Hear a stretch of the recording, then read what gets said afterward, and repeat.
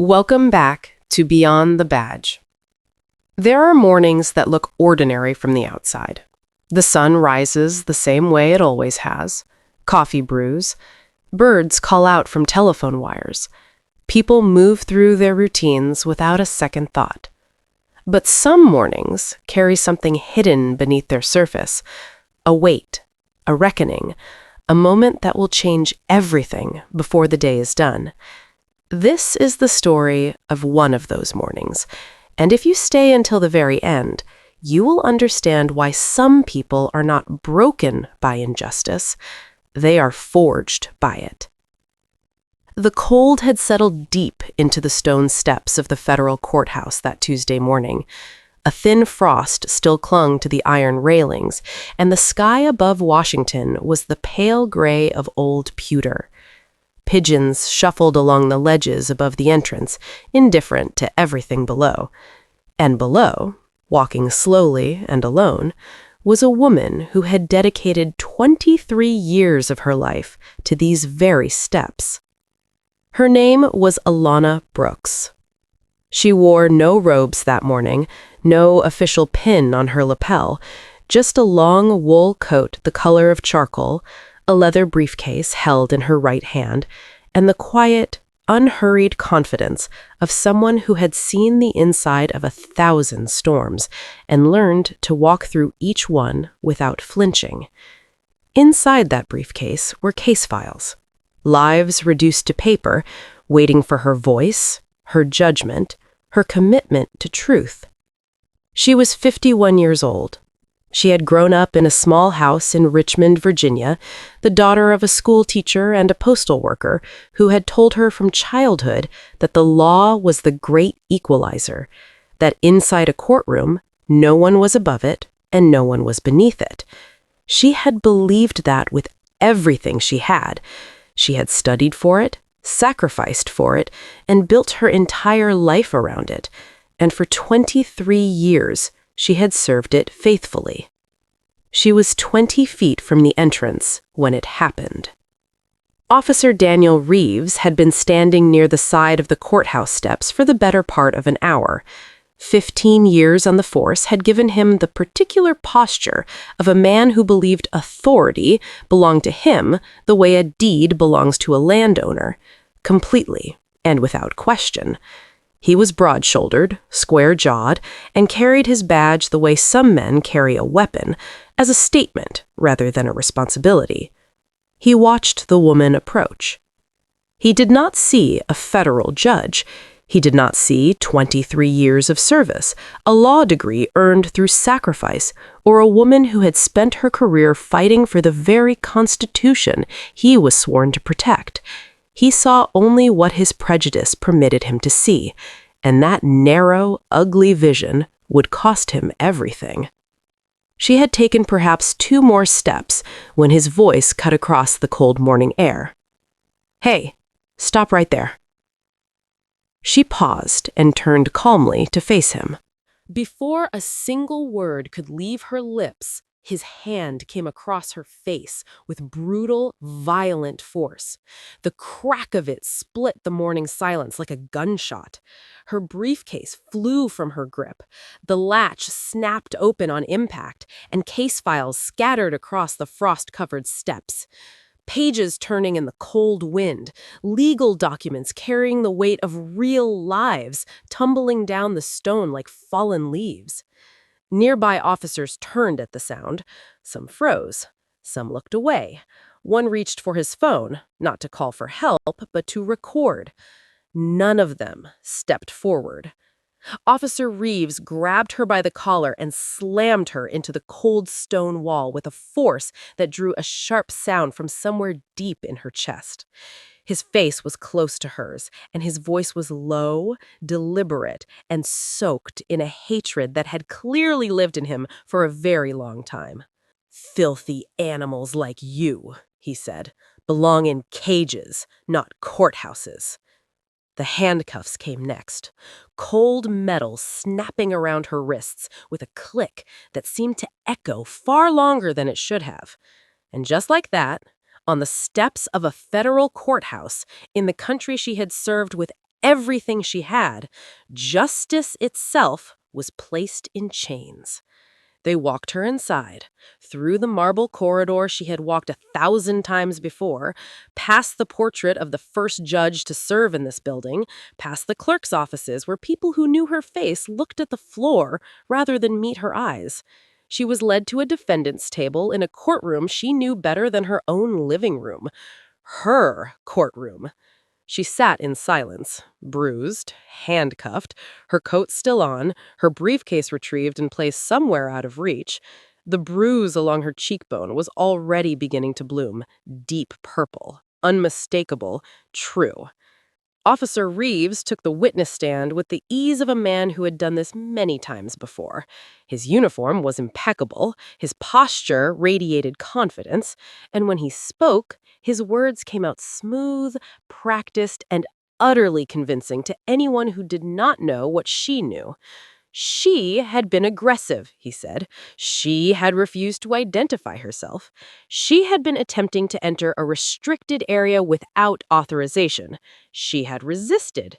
She, in fact, struck him first. Each lie arrived dressed in calm professionalism. His fellow officers nodded from their seats. The prosecutor reviewed his notes without looking up. The temporary judge presiding, a young man assigned to fill in that morning, listened without a single word of challenge. Because the room trusted the uniform. It had always trusted the uniform. Alana Brooks sat through all of it without a tremor in her expression. She listened to every word. She cataloged every lie, every inflection, every moment of false testimony with the precision of a woman who had spent decades watching people reveal themselves in courtrooms. She did not weep. She did not protest. She simply absorbed it all with the still, patient dignity of someone who already knew exactly what was coming. When she was finally permitted to speak, she rose slowly. The bruise on her face was plainly visible. The handcuffs on her wrists caught the fluorescent courtroom light. But her voice, when it came, was calm and controlled and carried the particular weight of someone who speaks not from emotion, but from absolute certainty. She cited constitutional law from memory. She referenced federal evidence protocols with the ease of a professor delivering a familiar lecture. She calmly requested the formal preservation of all courthouse surveillance footage from the previous 45 minutes and the body camera recordings from every officer present on the steps that morning. The room shifted. A defendant does not speak this way. A criminal does not speak this way. Officer Reeves felt something cold move through his chest, not quite understanding yet, not quite ready to see what was directly in front of him. Then she reached slowly into the inside pocket of her coat. The room went completely still. She withdrew a small leather wallet and opened it without hurry. Beneath the courtroom lights, gold caught and held the seal of the United States Judiciary, unmistakable, absolute. She set it on the table in front of her. And then she looked directly at the temporary judge with eyes that carried 23 years of authority and said, in a voice as quiet and as final as a closing door, "My name is Judge Alana Brooks, and this is my courtroom." The silence that followed was the kind that doesn't just fill a room, it replaces the air entirely. The bailiff's face drained of color. The prosecutor's pen stopped moving. The temporary judge stared at the credential as though it might disappear if he looked at it long enough.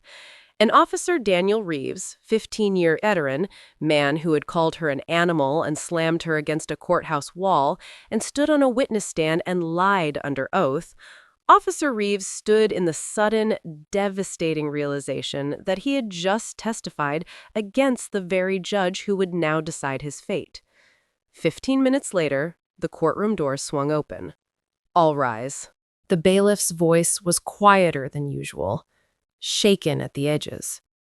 "The Honorable Judge Alana Brooks presiding." She entered in her robes, black judicial fabric moving behind her like the wake of something steady and immovable. She walked to the bench, her bench, and took her seat with the same quiet dignity she had carried her entire life. The bruise on her cheek remained visible. She had made no effort to conceal it.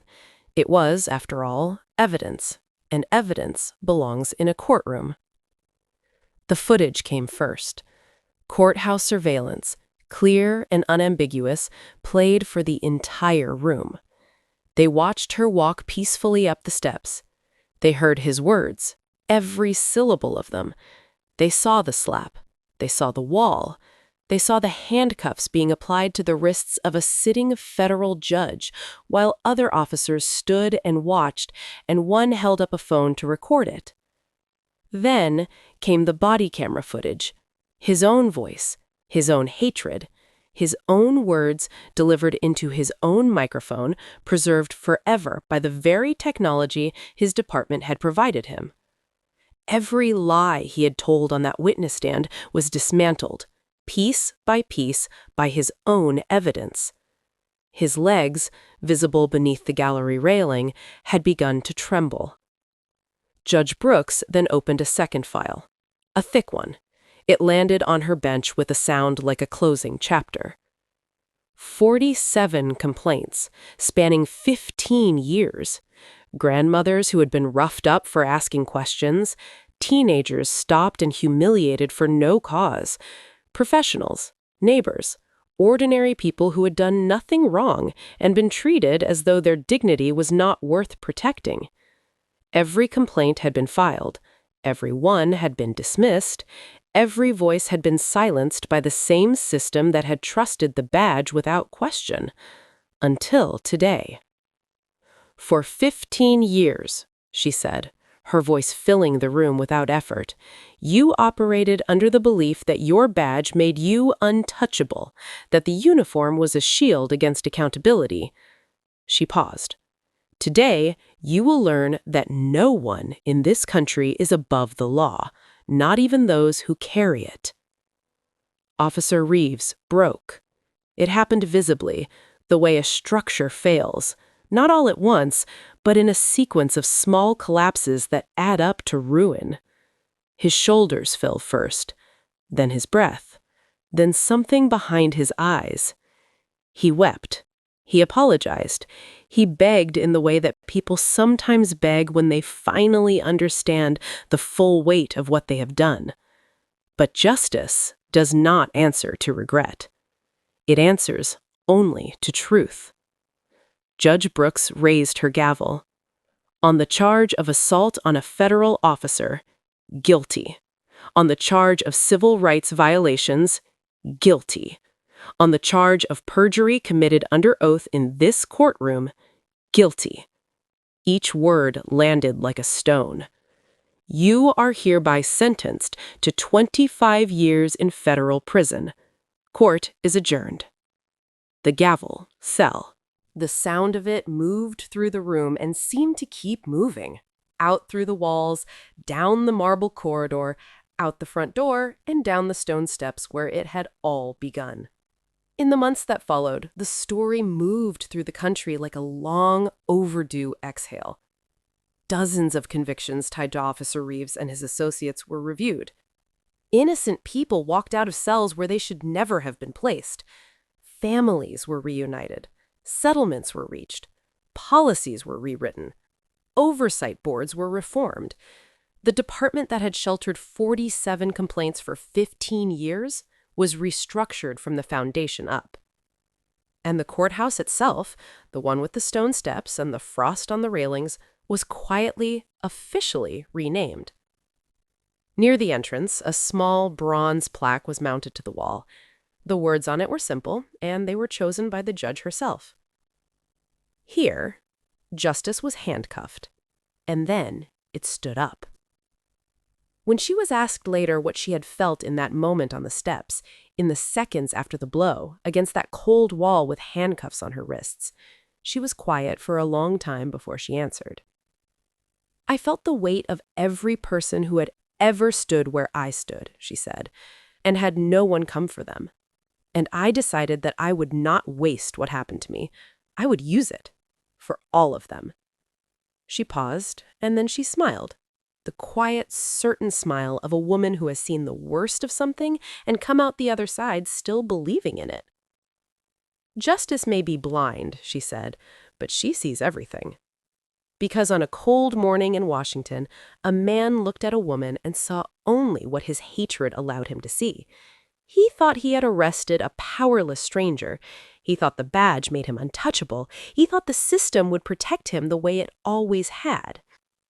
But what he had actually done, what he could never undo, was place handcuffs on justice itself. And justice, as it always has and always will, simply waited for the right moment. And then it stood up. If this story moved something in you, if it reminded you that dignity cannot be handcuffed, that truth cannot be silenced forever, that justice is worth fighting for, even when the fight comes at a cost, then this channel was made for you. Subscribe to Beyond the Badge, because here we tell the stories that the world needs to hear. The quiet ones, the hard ones, the ones that remind us what courage actually looks like when no one is watching. Hit that subscribe button, leave a comment below, share the story with someone who needs to hear it today. We'll see you in the next one.